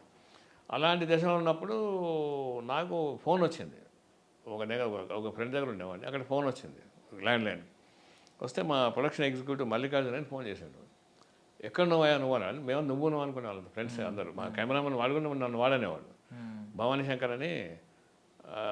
ఈ షార్ట్ బెటరా అంటే ఇది కాదు రేపు రాదన్నాడు, ఎట్లు రాదని మేము కొట్లాడుకునేవాళ్ళం, అంత ఫ్రెండ్లీగా ఉండేవాళ్ళం. ఆయన ఫోన్ చేసిండు, ఏంది ఇక్కడ నువ్వు ఇంకా శని రావట్లేదంటే వచ్చేం చేయాలి, వస్తానే అన్న. వచ్చినందే నీకు అవార్డు అనౌన్స్ చేశారు, ఇక్కడ బెస్ట్ డైరెక్టర్ అవార్డు వచ్చింది, నీకు సినిమాకి అవార్డు వచ్చింది, రాకపోతే ఇట్లా అని షాక్ అయిపోయాను. అప్పుడు ఇవి లేవు కదా, వాట్సాప్లు సోషల్ మీడియా లేదు, లేకపోతే అవార్డు ఇవ్వకముందే చెప్పేస్తారు వాళ్ళు. ఇప్పుడైతే ముందే చెప్తారు కదా, స్కూలింగ్ వస్తుంటుంది అనౌన్స్ చేయకముందే. సో అట్లాగా వాళ్ళు లేదు కాబట్టి నేను షాక్ అయిపోయాను. ఎంబడే నేను బయలుదేరి వచ్చేసాను ఇక్కడికి. వచ్చాక అప్పుడు తెలుసా నాకు అవార్డు వచ్చిన విషయం. తర్వాత అవార్డు మీద కొన్ని డబ్బులు వచ్చినప్పుడు బాగానే డబ్బులు ఇచ్చారు, 25,000 అని తెచ్చుంటారు అప్పుడు. 25,000 ప్లస్ డైరెక్టర్గా 10,000 అట్లా ఇచ్చారు. అది ఆ రోజుల్లో పెద్ద అమౌంట్, మంచి అమౌంట్ కూడా. నాకు అది కథ ముందుకెళ్ళడానికి ఉపయోగపడింది అది నా జీవితం. ఆ తర్వాత నేను గద్దర్ అవార్డ్స్కి ఏమంటారు దాన్ని విధి విధానాల కమిటీలో ఉన్నాను నేను బిగినింగ్లో. అది బాగానే వర్కౌట్ చేసాము. అది మంచి మెంబర్ కింద ఉన్నారు సార్ మీరు. ఫస్ట్ దాని గైడ్లైన్స్ కమిటీ ఉంటుంది, తర్వాత ఆ గైడ్లైన్స్ అన్ని ఫామ్ చేసాము. అది బాగానే వచ్చింది. అది గద్దర్ అవార్డ్స్ అనేది కాకపోతే మీరు దానిలో ఉన్నప్పుడే కొన్ని వ్యాలిడ్ క్వశ్చన్స్ రైజ్ చేశారు సార్.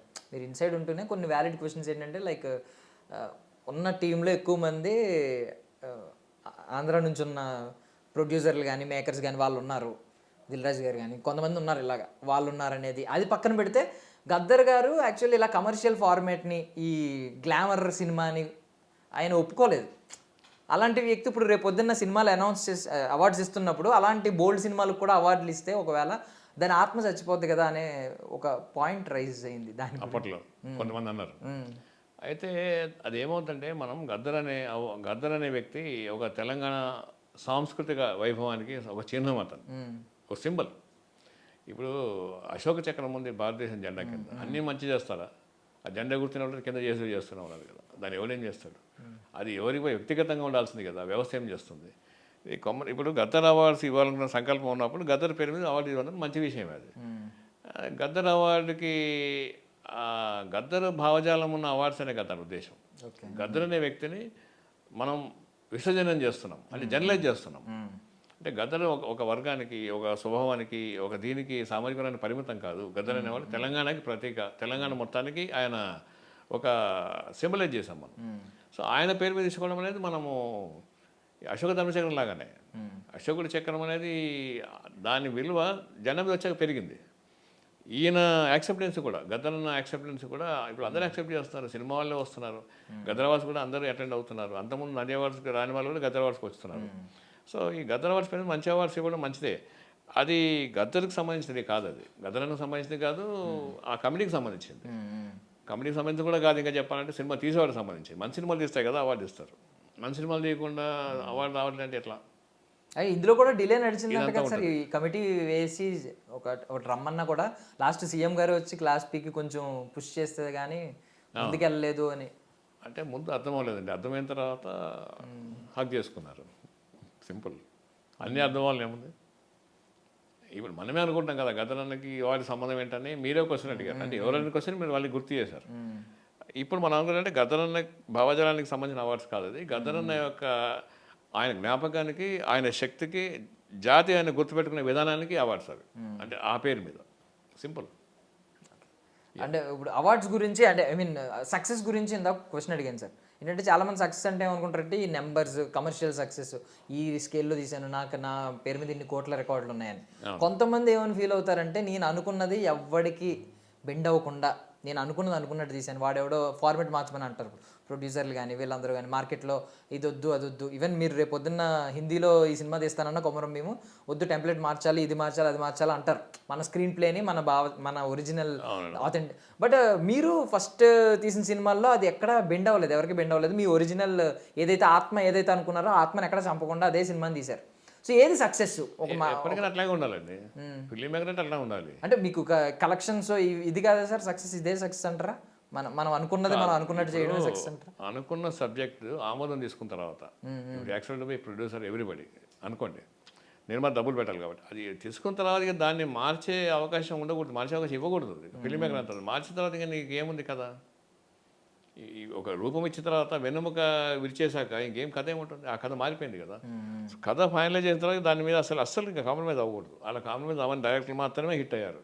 రాజమౌళి కానీ, లేదా వెల్దండి వేణు కానీ, ఎవరన్నా కానీ పెద్దగా డైరెక్టర్ చాలామంది ఉన్నారు, పేర్లు చెప్పడం కానీ, అందరూ కూడా ఎవరైతే కాంప్రమైజ్ అవ్వకుండా, ఆర్జీవి వీళ్ళందరూ కూడా కాంప్రమైజ్ అవ్వకుండా ఎవరైతే కథ ముందు తీసుకెళ్ళాడో వాడే హీరో, వాడే సికందర్. అంతే. ఇది మార్చుకుంటూ పోతే అది ప్రజలు దాన్ని జాతకం మారుస్తారు.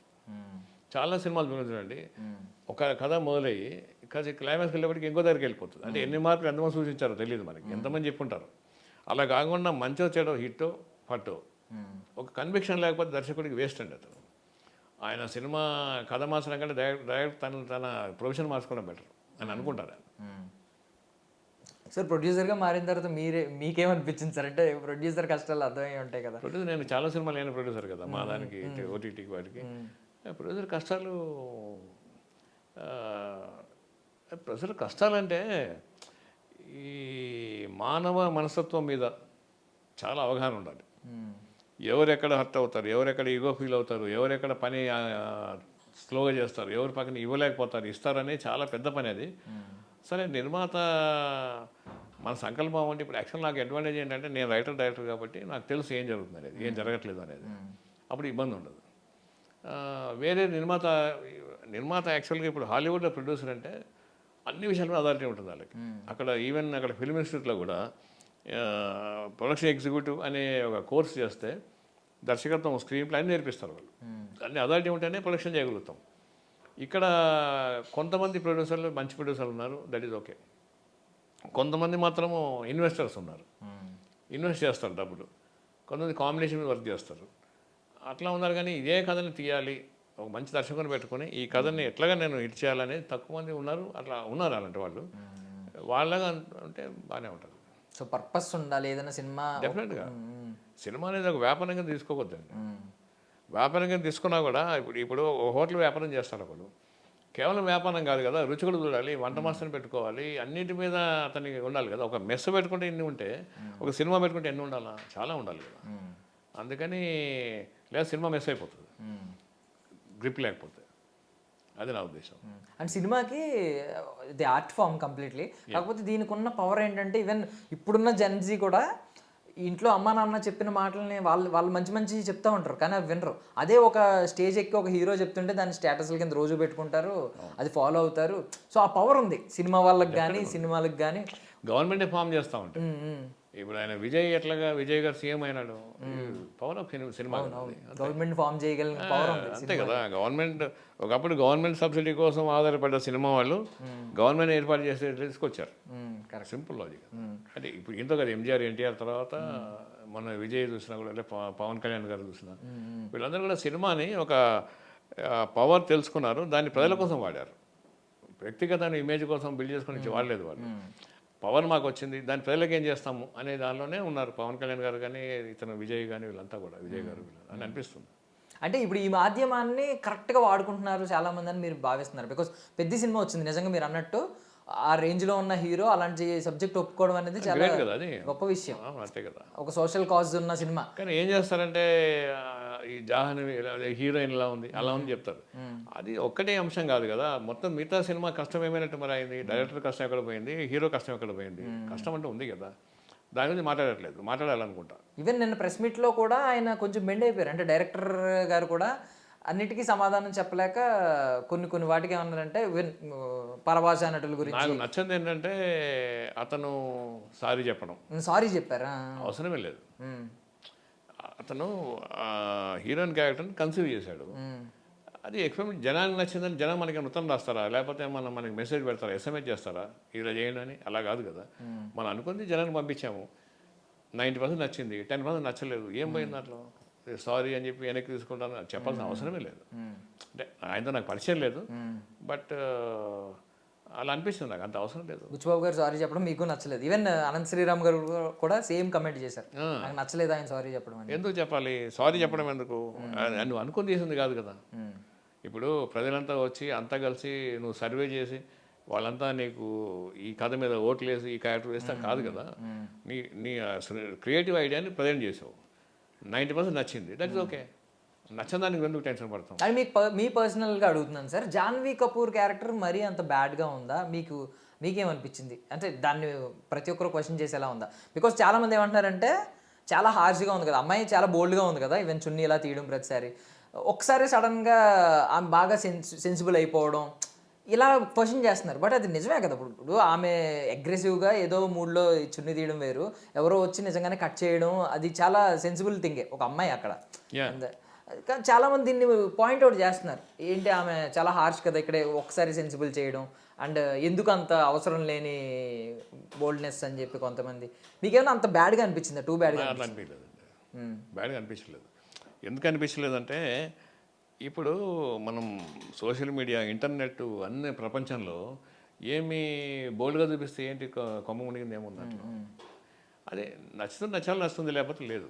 దాన్ని మనము ఒక అంశమే జడ్జ్ చేయడం అనేది కొంచెం కష్టమే, అది అవసరం కూడా లేదు. అంటే ఇప్పుడు ఎలా ఉంటుందంటే ఒక మొత్తం అంత కష్టపడి ఇల్లు కట్టాక అది కిటికీ సరిగ్గా లేదు, లేదా డిస్టర్బెన్స్ సరిగ్గా పెట్టలేదు అన్నట్టు ఉంటుంది. అంత కష్టం అంతా ఎక్కడ పోతుంది. నా ఉద్దేశం ఏంటంటే అది అంత పాయింట్అవుట్ చేయాల్సింది కాదేమో అనిపించింది నాకు. మరి ఆయన సారీ చెప్పడము, ఇదంతా ఒక ఇష్యూ చేయడము, దానికి మళ్ళీ జయా బచ్చన్లో సమాధానం చెప్పింది. ఆమెమంది ఎట్లాగా ఆర్టిస్ట్ని మీరు బ్లేమ్ చేస్తారు, అది కథ ఎట్లాగా రాస్తే డైరెక్ట్ ఎట్లా చెప్తే అలా చేయాలి కదా అని చెప్పింది ఆమె. సో ఎందుకు బ్లేమ్ చేయాల్సిన అవసరం ఉంది, అది ఒక కళారూపం, అది ఈ ఆర్ట్ ఫామ్. నచ్చిందా ఓకే, నచ్చలేదు అది వదిలేసి మిగతాది ఎంజాయ్ చేయాలి. మనకు భోజనం పెట్టాను మొత్తం అంతా, భోజనాలు అన్నీ బాగున్నాయి, నీకు కాకరకాయ కర్రీ నచ్చలేదు, అసలు మొత్తం విస్తృతి తోసేయక్కర్లేక అది పక్కన పెట్టేసి అయిపోతుంది, simple. And one more thing, Anant Sriram గారిని అందరూ చాలామంది క్వశ్చన్ చేశారు, ఆ పాట ఏంటి అసలు, వారానికి 1000 నాకు వస్తుందా ఏంటి ఆ పాట అని చెప్పి చాలామంది క్వశ్చన్ చేశారు. మనకి ఐటమ్ సాంగ్స్ ఏం కొత్త కాదు, పూరి జగన్నాథ్ గారి సినిమాలు, రాజమౌళి గారి సినిమాలు, సుకుమారి గారి సినిమాలు, అంటే అమలాపురం. ఈ క్వశ్చన్ నేను సమయం ఎందుకు చెప్పలేనంటే ఐటమ్ సాంగ్ నా సినిమాలో లేవు యాక్చువల్లీ. మీకు ఎప్పుడు అందుకే నేను మిమ్మల్ని అడిగాను సార్, నాకు తెలియదు ఎలా ఉంటాయి. ఇప్పటికింకా నా వయసు నిండా 16 నేను ఎంజాయ్ చేస్తాను చూసి. అంతకుమించి అనసూయమ్మ గారి సాహిత్యం ఇప్పుడు అసలే ఐటమ్ సాంగ్, అది దానిలో సాహిత్య విలువలు ఎక్కడ ఉంటాయండి. ఏదో కొంత దాయి వారానికి కొంచెం ఇవి అలాంటిదే ఉంటుంది కదా. అంతకుమించి సాహిత్యంలో రాసే ఒక ఉన్నారు, ఆయన రాశారు. ఎవరు రాశారు? సిరివెన్నెల గారు రాశారు, ముసుగు వేయ ఒక మనసు మీద అని. అదే ఐటమ్ సాంగే. అందరూ అలా రాయాలని ఎక్స్పెక్ట్ చేయలేం, అందరికీ అంత ప్రతిభ ఉంటుంది లేకపోతే అంత అవకాశం ఉంటుంది అనుకోలేను. అందుకని అనంత్ గారి గురించి మనం ఏం చేస్తాము, మంచి రైటర్ ఆయన అంతే. ఐటమ్ సాంగ్ గురించి కూడా సాహిత్య విశ్లేషణ చేయడం అనేది అంటే నాకు అంత విద్య లేదు, అంటే అంత ప్రతిభ లేదు. ప్రతిభ లేదంటూనే గట్టిగా వేశారు అనిపించింది. ముసుగు వేగు మనసు మీద వారికి అర్థమైంది నాకు. కానీ మిగతాది వారానికి దాయి ఆ సేవింగ్స్ ఉంది పాట అనుకున్నాను ఫస్ట్, దాచుకుంటే ఉపయోగపడుతుంది కదా అనుకున్నాను. నాకు తెలియదు, ఎవరికి సరదాగా చెప్పారు. ఇదండి యాక్చువల్గా ఇది. ఈ అనేక సినిమాల మీద అన్ని కామెంట్ మనం చేయలేమండి, నా పని అది కాదు. సినిమా ఎంజాయ్ చేస్తాను, ఆ సినిమాలో వాళ్ళు ఏడుస్తే నేను కూడా ఏడుస్తాను. నాలో ఇంకా ఏడ్చే తత్వం ఉంది, వేరే వాళ్ళ మీద ఏడ్చే తత్వం లేదు. సినిమా చూసి ఏడుస్తే సినిమా తీసాను చేయడం నేను, అందుకని ఐఎమ్ హ్యాపీ ఇప్పుడు నా ఉద్దేశం అది. సో మీరు మంచి ప్రశ్నలు అడిగారు, మీరు మంచి ఉత్సాహంగా ఉన్నారు, ప్రశ్నలు అడిగారు. సార్ ఇప్పుడు ఈ 2 దశాబ్దాలు పైగా ఆల్మోస్ట్ ఒక 3 దశాబ్దాలు చూసారు మీరు సినిమా ఇండస్ట్రీని, ఇంకొకటి 4 దశాబ్దాల నుంచి సినిమా ఇండస్ట్రీని లోపల నుంచి. నేను 86లో వచ్చానండి సినిమాకి, ఇండస్ట్రీకి. దాసరి గారి అసిస్టెంట్గా చేరాను 86లో. 87 ఇప్పుడు 26, 2026, 40 ఏళ్ళు. అంటే 40 years ఇండస్ట్రీ అని చెప్పలేను, కానీ 40 years ఇండస్ట్రీలో ఉండగలిగానని చెప్తున్నాను, అది చెప్పగలను. నేను ఇండస్ట్రీ 40 years అని చెప్పను. 40 ఏళ్ళుగా ఈ ఇండస్ట్రీ నాకు ఫుడ్ పెడుతుంది. ఇంకా ఇప్పటికి కూడా మనం సినిమాలు చేసే పరిస్థితిలో ఉన్నాము, మరి ఏ వాడుతున్నాము, ఇంకా ప్రాజెక్ట్ చేస్తున్నాము అనేది చేస్తున్నాం కాబట్టి ఇంకంతే. సంగీతం గారు అంత అదృష్టం నాకు ఉంటుంది అనుకోను, కానీ అలా అదృష్టాన్ని నేను కోరుకుంటాను. ఆ వయసులో కూడా అని మనం ఏమైనా పోయినా ఎప్పుడు పోయినా కూడా మనం యాక్షన్ చెప్పి కట్ చెప్పేలా పోవాలి. యాక్షన్ చెప్తాం, కెమెరా తిరుగుతూ ఉంటుంది, అది చేస్తాడు. కటింగ్ చెప్పడం అంటే మనం ఉండం అక్కడ. అలాంటి సన్నివేశం నచ్చుతుంది మనకి. నేను ఊహించుకుంటాను, నాకు నేను అలా జరిగితే హ్యాపీ. అద్భుతం. అండ్ మీరు సినిమా ప్రేమికుడిగా అడుగుతున్నాను ఈ క్వశ్చన్, అప్పటికి ఇప్పటికీ ఏమన్నా సినిమా మీద ఉన్న గౌరవం ఏమన్నా తగ్గిపోతుంది, జనాల్లో ఆదరణ తగ్గిపోతుంది అనే ఫీలింగ్ ఏమైనా ఉందా? బికాజ్ ఇప్పుడంతా ఒకప్పుడు నిజంగా నేను నా చిన్నప్పుడు క్యూ లైన్లో నిలబడి చొక్కా లైట్గా చిరిగిపోయిన అందులో టికెట్ సంపాదించామని చెప్పి గొప్పగా బయటకు వచ్చేవాళ్ళం. ఒక స్టార్ హీరో సినిమా, చిరంజీవి గారి సినిమానో ఎవరైనా సినిమానో వస్తే అలా బయటకు వచ్చేవాళ్ళం. బట్ ఇప్పుడు చాలా లైట్ తీసుకుంటున్నారు, ఆన్లైన్ బుకింగ్స్, ఓటీటీలో చూద్దాంలే. ఏమైందంటే మీకు ఉదాహరణ చెప్తా. నేను చిన్నప్పటి నుంచి అన్నం తింటా ఉన్నా, భోజనం మామూలు పెట్టేది. తర్వాత పెళ్ళాక నా భార్య వండి పెడతా ఉంది. ఇంట్లో ఉన్నప్పుడు ఇంట్లో తినేవాడిని, బయటకు వస్తే షూటింగ్లో తినేవాడిని, హోటల్లో తినేవాడిని. ఇప్పుడు స్విగ్గీ తెప్పించుకుంటాను. అన్నమే ఉంది కదా, గౌరవం ఏం తగ్గింది? అది లేకపోతే కడుపులో నిండుతుంది. కడుపుకి ఎట్లాగైతే మనం ఆహారం తీసుకుంటామో మన మెదడుకి సినిమా అంతే. సినిమాలో వినోద సాధన ఏదైనా సరే దాన్ని అనేక రూపాయలు మార్చుకుంటుంది. But film is a film, I enjoy it. మనం ఎంజాయ్ చేస్తాం. సినిమాని ఆపేయండి, సినిమాలు కానీ అసలు ఇమేజెస్ కానీ వీడియో కానీ మొత్తం ఆపేసేయండి, ప్రపంచం ఒక క్షణం కూడా ఉండలేదు. వాళ్ళు పిచ్చలు అయిపోతారు. ఎందుకంటే వాళ్ళకి అది లేకపోతే నాగస్వరం ఊదకపోతే పాము ఎలాగైతే ఆగిపోతుందో ప్రపంచం అలా ఆగిపోతుంది. సో అందుకని ఐ లవ్ సినిమా. నేను సినిమాని బహుశా తింటాను కూడా, రోజు తింటుంటే సినిమా చూస్తాను, అది తినడం అంటే అదే. సో అందుకని సినిమా ఏం మారలేదు, గౌరవం ఏం మారలేదండి. సినిమా చూసే విధానం కూడా మారింది. ఒకటి అప్పుడు టికెట్ లైన్లో పెట్టి వెళ్ళేవాళ్ళము, ఇప్పుడు అక్కర్లేదు. ఇప్పుడు మనం ఆ పాతకాలంలో ఒక 20 ఏళ్ళ క్రితం ఊరు వెళ్తే మీకు హోటల్ ఉండవు. మీ చుట్టాల ఇంటికి వెళ్తే వాళ్ళు వండి పెడితేనే తినాలా, లేకపోతే వెయిట్ చేయాలా వాళ్ళు ఎసరు పెట్టేదాకా. ఇప్పుడు ఎక్కడ మీకు అవసరం ఉంది? మీరు ఎక్కడ బస్ దిగగానే ఎదురుగా హోటల్ ఉంటుంది, పక్కన ఇంకో హోటల్ ఉంటుంది. అట్లా అవైలబిలిటీ పెరిగింది. సినిమా కూడా మన చుట్టూ వచ్చేసింది. అది సినిమా కోసం మనం పరిగెత్తక్కర్లేదు, సినిమా మన పరిగెత్తిస్తుంది, మన దగ్గరకు వచ్చేసింది. సో అందుకని సినిమా ఏం మారలేదు, సినిమా మీద ప్రేమ మారలేదు, విధానం మారింది. అది మారుతూనే ఉంటుంది. రేపొద్దున ఇంకా ఏఏలో కొన్ని సినిమాలు వస్తాయి, కొన్ని విడిగా వస్తాయి, ఇంకా అద్భుతమైన సినిమాలు వస్తాయి. అది నాలుగుగా మనం ఏం చేస్తాము, ఏమీ గోడ లేకుండానే సినిమా చూసే అవకాశం వస్తుందో తెలియదు మనకి. డిజిటల్లో అంటే ఇప్పుడు మనం రోబో సినిమాలు చూపిస్తుంటారు కదా, ఒక బ్లూ స్క్రీన్ వచ్చేది ఒక సినిమా, మీకు థియేటర్ ఉండేది ఏముండదు. మీరు బయట వరండాలో కూర్చుంటారు, దాన్ని మన సినిమా ప్రొజెక్ట్ చేస్తే సినిమా అదే గోడ తీసుకుంటుంది, అదే వచ్చేస్తుంది. చెప్పలేము, అప్పటికే సినిమానే అది. అంతే మరి. సినిమా కనిపెట్టిన పని ఇప్పటిదాకా ఇంకెన్ని కనిపెడతారో తెలియదు. బట్ అది మన మన ప్రాణం, అది నా ప్రాణం అయితే సినిమానే. ఇప్పుడు ఏ బాగా అప్గ్రేడ్ అయింది, మీ దగ్గర టూల్స్ ఉన్నాయి, మీ దగ్గర మనమే చేస్తున్నాం, చేస్తున్నారు. సో ఎవరు ఏ మేకర్ ఏఐని కరెక్ట్గా వాడుకుంటున్నారు ఇప్పటిదాకా, అంటే రీసెంట్గా వచ్చిన సినిమాలు చూసుకుంటే? ఇప్పుడు ఏమైందంటే కొత్తగా వచ్చిన విద్య అది. ఇప్పుడు క్లింగ్ ఏ అని ఒకటి ఉంది, టూల్స్ చాలా ఉన్నాయి అందులో. సీడాన్ 2.0 ఉంది, హిగిన్స్ అని ఉంది, ఇవన్నీ ఉన్నాయి, హిక్స్ఫీల్డ్ అని ఉంది. సో ఇవన్నీ కూడా ఏంటంటే ఇవి ఇప్పుడిప్పుడే వస్తున్నాయి, ప్రచారంలోకి వస్తున్నాయి, అది వాడుకుంటున్నారు. కాకపోతే అది మనం ఎన్ని కళ్ళకు అంటామో అన్ని కళ్ళు నిజం చేస్తుంది ఏఐ అనేది. అది ఒక భూతమా లేక అద్భుతమా అనేది కాలం చెప్పాలి. నేను దాన్ని అద్భుతంగా చూస్తున్నాను, కానీ కొంతమంది భూతంగా చూసే అవకాశం ఉంది. చాలామంది భయపడుతున్నారు ఉద్యోగాలు పోతాయని, అంటే క్రాఫ్ట్స్ దెబ్బతింటుంది అని అనిపిస్తుంది అని అంటున్నారు. కానీ అది ఏమవుతుందంటే క్రాఫ్ట్మెన్షిప్ పెంచుకుంటే అది ఇంకా బాగా పెరుగుతుంది. ఇప్పుడు ఏఆర్ రెహమాన్ వచ్చిన రాకముందు మొత్తం మాన్యువల్ వాయించేవాళ్ళు, 100 వైలెన్స్ ఉండేవి. ఆయన వచ్చాక దాన్ని చేశారు, మిక్స్ చేస్తూ సింగిల్గా చేసుకుంటూ రిపీట్ చేసుకుంటూ చేయలేడు. కానీ ఎవరి ఉపాధి దెబ్బతినలేదు, చాలామంది అడాప్ట్ చేసుకున్నారు. ఇప్పుడు కంప్యూటర్ వచ్చినప్పుడు అంతే. ఇప్పుడు అంతే, ఏఐ అనేది అది భూతంగా చూడాల్సిన అవసరం లేదు, అద్భుతం అనుకోవాలి దాన్ని. దాని మీద చాలా అద్భుతాలు చేయొచ్చు కూడా, నా ఉద్దేశం అది. చాలామంది చెప్తున్నారు ఏఐ గురించి, బట్ నాకు ఏఐ మీద చాలా నమ్మకం ఉంది, చాలా సంతోషంగా ఉంది ఏఐతో పనిచేయడం అనేది. నా వరకు నాకు మా టీం మంచి టీం ఉంది, వాళ్ళంతా కూడా బాగానే చేస్తారు. We are enjoying. అది ఒక క్రియేషన్ అండి. మనము అది అలౌదిన్ అద్భుత దీపం అది. మీరు ఆహారం కావాలి, ఫుడ్ కావాలని ఇట్లా చూస్తారు కదా, జిని వచ్చేస్తుంది. ఇట్లా జిని కూడా రాదు, మీ ఫుడ్ డైరెక్ట్ ఫుడ్డే వస్తుంది. మీరు ఏది ప్రాంప్ట్ ఇస్తారో అది చాలా ప్రాంప్ట్గా మనకు అందిస్తుంది. అది అంతకుమించిగా ఏముంది గొప్పతనం, అది మనం అడాప్ట్ చేసుకోవాల్సిందే. నెపోటిజం మీద మీ అభిప్రాయం ఏంటి సార్? లైక్ ఏంటి సార్ అంటే ఏంటి నెపోటిజం అంటే? ఇప్పుడు ఎలాగో వారసులు వచ్చేస్తున్నారు అనేది, వారసులే సక్సెస్ అవుతారు, వారసులకే ఈజీగా అవకాశాలు వస్తాయని చెప్పి అనుకుంటారు కదా, దాని మీద మీ అభిప్రాయం ఏంటి సార్? ఈ ప్రశ్న వయసు 25 ఏళ్ళండి. 25 ఏళ్ళ క్రితం ప్రశ్న ఇప్పుడు అడిగారు మీరు. అంటే బేసికల్ ఇప్పుడు మీ నెక్స్ట్ సినిమా కూడా వాళ్ళ అబ్బాయిని తీసుకొస్తున్నారు, కేఎస్ నాగేశ్వరరావు గారి అబ్బాయిని మీరు. సో ఇప్పుడు చాలా మంది ఇంకా స్టిల్ ఉంటదేమో మైండ్లో. రెండు ఉంటాయండి. ఇప్పుడు తండ్రి హీరో అయితే కొడుకు హీరో కాకూడదు అనేది లేదు. అది వాళ్ళకి ఇప్పుడు వివక్ష ఉండకూడదు కదా. వాళ్ళ నాన్న హీరో కాబట్టి హీరో అవ్వడం లేదు అని అనలేదు. హీరో వద్దని కాదు, కాదని కాదు, ఎవరి ప్రతి వాళ్ళదే. కొన్ని అవకాశాలు అంటారు, అవకాశాలు ఎట్లాగూ ఉంటాయి, ఇవాళ కొత్తగా అవకాశాలు ఇచ్చేది ఏముంది, ఎవరన్నా ఇస్తుంటారు. రేపు మా అబ్బాయి ఉన్నాడు అంటే వాడు ఇంజనీరింగ్ చదివాడు, వాడు ఉద్యోగం చేస్తూనే అనుకున్నాం, నేను మా భార్య.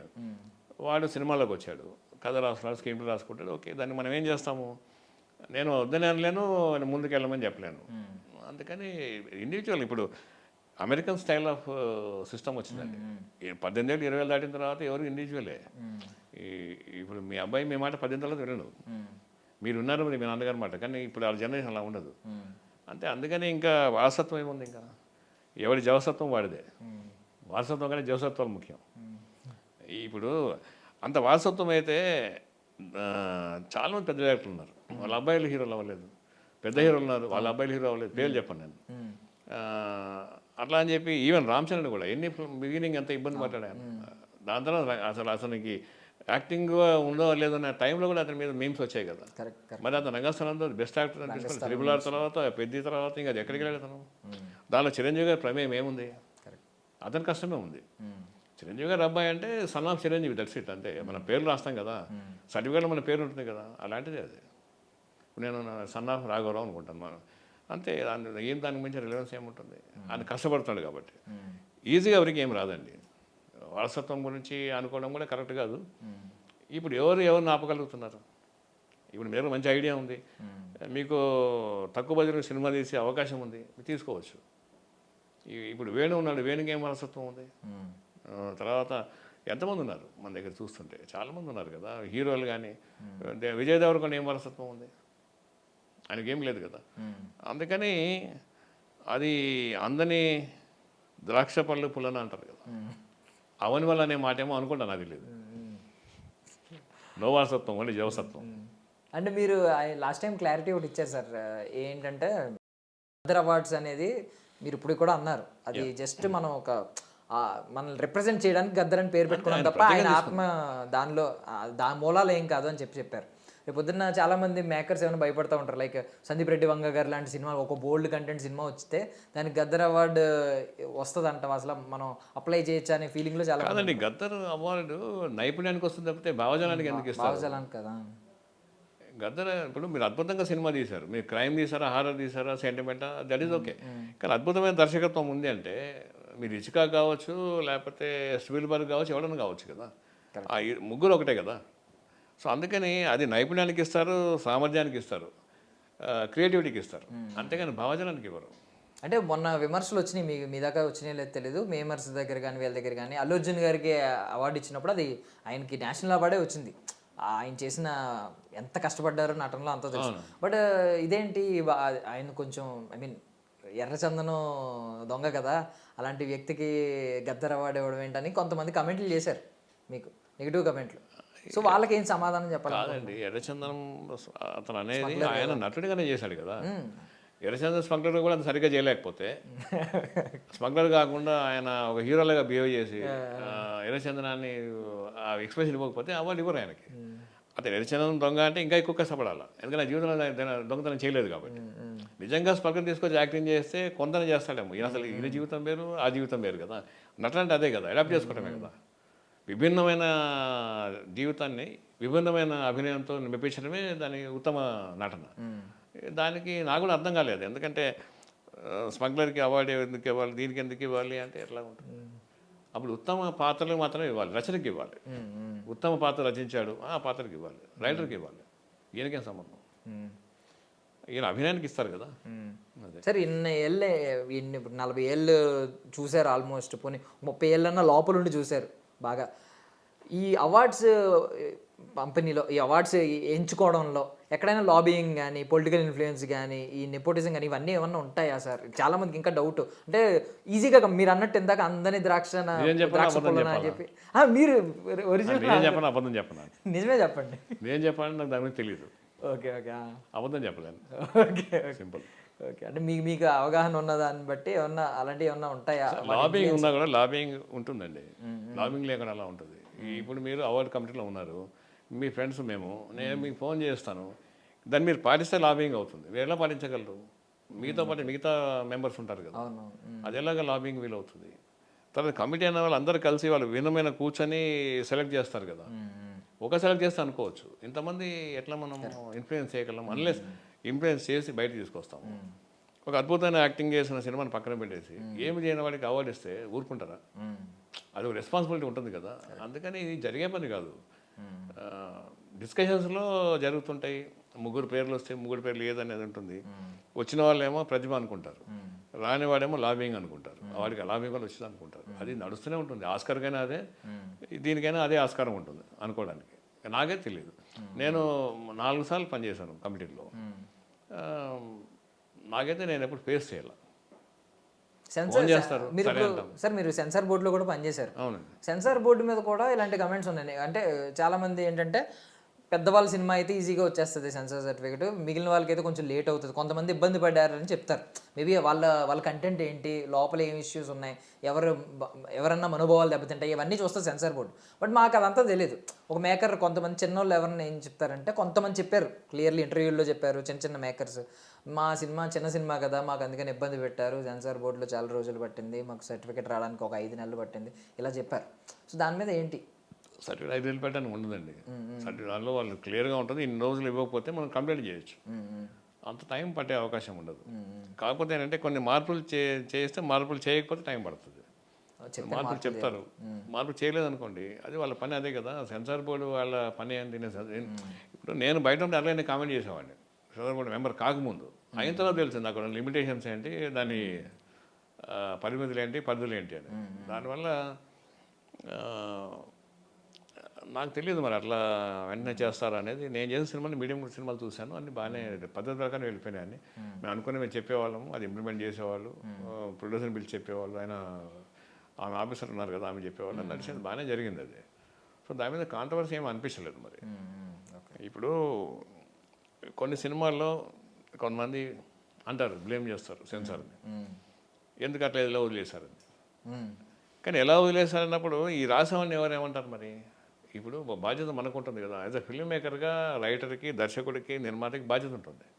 ఇది తప్పించుకోవడం కాదు కదా, ఇది చేయడం, అది క్రియేట్ చేయడం. నేను చాలా నీట్గా మ్యానిపులేట్ చేసినాను, సెన్సార్ నుంచి బయటపడ్డానంటే అది ఎవరికి న్యాయం చేసినట్టు? నా ఉద్దేశం అది. మన పని మనం చేసుకుంటే అది ఓన్లీ వాళ్ళు చేసే పని వాచ్మెన్ పనే కదా. నువ్వు దొంగలు పెట్టి వాచ్మెన్ పట్టుకుంటే ఎట్లా అని అనుకుంటాను కొన్నిసార్లు, అన్నిసార్లు కాదు. సో నేను చాలా స్పెసిఫిక్గా ఉంటాను. అంటే ఐ మీన్ నేను అన్నిటికీ జర్నలైజ్ చేయను, నేను నాకు అనిపించినే చెప్తాను అంతే. సరే, సినిమా ఎప్పుడు అనౌన్స్మెంట్ అని పేరు ఇంకా అనౌన్స్ చేయలేదు, 90% షూటింగ్ ఆల్మోస్ట్ అయిపోయింది అని మాకైతే తెలుస్తుంది. అయితే అది త్వరలో చేస్తామండి. యాక్చువల్గా త్వరలో అనౌన్స్ చేస్తాము. తర్వాత కొన్ని ప్రాజెక్ట్స్ చేస్తున్నాము. నేను ఇప్పుడు ఏం స్టాండ్ తీసుకున్నానంటే, నేను అనౌన్స్ చేయడం కాకుండా నిర్మాతలు కానీ లేకపోతే దానికి సంబంధించిన భాగస్వాములు చేస్తే బెటర్ అనుకుంటున్నాను. అందుకని ఇప్పుడు హ్యాపీగానే ఉన్నాను, మన ఆఫీసు నడుస్తుంది, పనులు చేసుకుంటా ఉన్నాను. ఇక కొంత ఏఐ బేస్డ్, కొంత ఇవి, కొంత డాక్యుమెంటరీస్. నేను చెప్పే కదా, బహుముఖంగా వర్క్ చేస్తూ ఉంటాం మనం చేసి. ఏదేమైనా మా సంస్థ నడవాలి, మాకు ఏమంటారు ఉపాధి ఉండాలి అనేది మేము చాలా క్లియర్గా చేసుకుంటాం అంతే, సింపుల్. సో మీరు చాలా పెద్ద వ్యసన పరులు. సినిమా అంటే మిగిలిన అన్న వదిలేయచ్చు కానీ సినిమా వదలలేము. సినిమా చాలా పెద్ద వ్యసనం ఇది, అడ్డుకుంటే వదలదు నిజంగా. చెప్పే కదా, సినిమాలు యాక్షన్ చెప్పి కట్ చెప్పేలో పోవచ్చేమో. ఇప్పుడు కాదు, ఇంకా టైం ఉందిలేండి, ఇంకొక 20-30 ఉంటుందేమో తెలియదు నాకు. బట్ ఏంటి సార్ సినిమా అంటే ఏంటి, మీ డెఫినేషన్ ఏం చెప్తారు సార్? సినిమా అంటే మన కళని బయట చూసుకోవటం. మీరు నిద్రపోతున్న కళ వస్తుంది, తెల్లారి మర్చిపోతారు. కానీ సినిమా అలా కాదు, సినిమా మీకు కళ కనిపిస్తూ ఉంటుంది. తర్వాత మనం పడే అనేకమైన బాధల్ని, కష్టాలని, శ్రమ నుంచి అదొక మన బయట తీసుకొస్తుంది. ఇంకొక ప్రపంచం ఉంది కదా అని చూపిస్తుంది మనకి. మనం చేయలేని పని అది చేసి చూపిస్తుంది. సో మనం జీవితంలో అబద్ధం చెప్తాము, మోసం చేస్తాము, కుటుంబం సరిగ్గా చూసుకోము. కానీ అలా చూసుకునే వాళ్ళు మనం కనబడతారు. పోనీ అలా చూసుకోకపోతే అది ఎట్లా అనుభవిస్తారో తెలుస్తుంది మనకి. అంటే మన జీవితం అనుభవించకుండానే ఒక అనుభవాన్ని మనం ఈజీగా తీసుకుంటున్నాం. అది సినిమా మనకి ఇస్తుంది. సినిమా కళను ఇస్తుంది, అనుభవాన్ని ఇస్తుంది. ఇక అంతకుమించి మనకి ఏం కావాలి సినిమా నుంచి? సినిమానే లేకపోతే జీవితం ఎలా ఉంటుంది? నిస్సారం అయిపోతుంది. చెప్పే కదా, ఈ మీడియా అంతా బ్యాన్ చేస్తే ఒక 10 నిమిషాలు బ్యాన్ చేస్తే ఉండలేరు మీరు. అంటే బ్యాన్ చేయడం అంటే ఆగిపోతుంది, టెక్నికల్గా ఆగిపోయింది అనుకోండి. మీ మొబైల్ పని చేయదు, మీరు వీడియో చూడలేరు, టీవీ పని చేయదు, సినిమా ఏమంటే అప్పుడు then entire world will go mad, పిక్చర్లు అయిపోతారు. అందుకని ఇంకా నేను సినిమా లేకపోతే కానీ సినిమా పిక్చర్ అనుకోండి. అప్పటి నుంచి అదే ఉంది, ఇప్పుడు అదే ఉంటుంది, చివరికి అదే ఉంటుంది. ఎవ్రీ టైం నేను ఆలోచిస్తూనే ఉంటానండి. యాక్చువల్గా ఎంజాయ్ చేస్తుంటా సినిమాలు చూస్తూ, సినిమాలు డిస్కస్ చేస్తూ, పుస్తకాలు చదువుతూ, ఇవన్నీ ఉన్నాయి. అందుకని అదొక మహాసముద్రం మనకి ఇచ్చాడు దేవుడు, ఇంకంతకంటే ఏం కావాలి. సో మీ నుంచి అద్భుతమైన సినిమాలు రావాలని మేము కూడా ఆకాంక్షిస్తున్నాం సార్. Thank you. సో అన్నారు కదా, ఇందాక విష్ చేశారు కదా, సంగీతం గారిలాగా కోరుకుంటున్నాను. అంతే. సో మేము కూడా చాలా అద్భుతమైన సినిమాలు మీ నుంచి ఎక్స్పెక్ట్ చేస్తున్నాం సార్. బికాజ్ ఒక ట్రూ మేకర్ మీరు ఎక్కడ కాంప్రమైజ్ అయిన మేకర్ కాదు. ఈ కమర్షియల్ టెంప్లెట్ వీటి వెనక పరిగెట్టిన వ్యక్తి కాదు. కమర్షియల్ సక్సెస్ వీటి వెనక పరిగెట్టిన వ్యక్తి కాదు. కాబట్టి మీకు ఖచ్చితంగా మంచి జరగాలి, ఒక మంచి సినిమాలు రావాలని మనస్ఫూర్తిగా కోరుకుంటున్నాం sir. Thank you so much. మీ విలువైన సమయం. థ్యాంక్ యూ ప్రియదర్శన్ గారు, చాలా మంచి ఉత్సాహకరమైన మాటలు చెప్పారు. I'm happy. అట్లాగే ఐ డ్రీమ్ ప్రేక్షకులకి నా అభిమాన ఛానల్ ఇది, ప్రేక్షకులకు కూడా నా అభినందనలు, యాజమాన్యానికి కూడా. Thank you so much. Thank you sir. And for more videos, Please subscribe to iDream. Please subscribe to iDream. Please subscribe iDream. And please subscribe to iDream. For more videos, subscribe to iDream. please like, share and subscribe to the channel. Congratulations, iDream. Subscribe to iDream. Subscribe to iDream. So subscribe to iDream Media. iDream team అందరికి huge congratulations. Please subscribe iDream Media. Please subscribe to iDream. Subscribe iDream. Please subscribe to iDream. iDream అంటే నా కళల channel subscribe చేసుకున్న నోరు తిరుగుతలేదు, మీరైతే గంట గుర్తు కొట్టండి. For more such videos, please subscribe to iDream. Subscribe to iDream. Please subscribe to iDream. Please subscribe iDream Media. Please do subscribe to iDream. Please subscribe to iDream Media. For best entertainment and information, please subscribe iDream. And don't forget to subscribe to iDream.